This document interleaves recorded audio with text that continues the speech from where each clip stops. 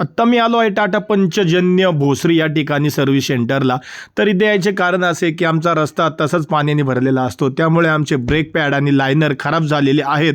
Customer care रूमला मी बसलो आहे आणि गाडीचा ज्यावेळेस नंबर येईल त्यावेळेस मला शॉपमध्ये जायचे आहे. कस्टमर रूम अगदी स्वच्छ आणि सुंदर सजवली आहे. तिथे टीव्ही आहे, चहा आहे, पाण्याची सोय, सगळी तिथे सोय केलेली आहे. गाडी डॉकवर लावली, लिफ्ट केली आणि दोन्ही चाके बाहेर काढली.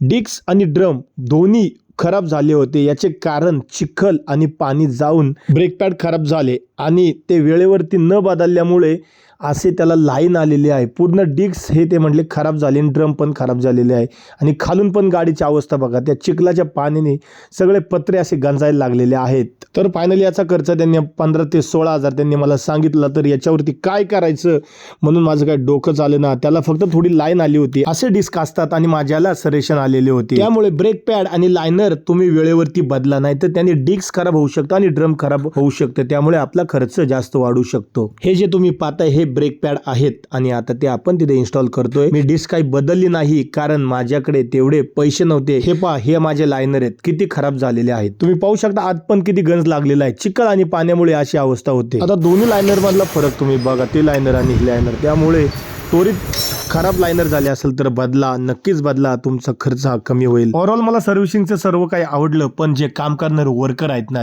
ते ट्रेनी आहेत, त्यांना जास्त काय अनुभव नाही. कारण त्यांनी मागचं लायनर बसवलं होतं ठोकू ठोकू आणि त्याची बघा काय अवस्था झालेली आहे. पूर्ण एका साईडला लायनर खराब झालेला आहे. मला परत ते एका लोकल गॅरेजमध्ये ते बदलावे लागले. तर छोटासा माझा सर्व्हिसिंगचा एक फीडबॅक होता. धन्यवाद.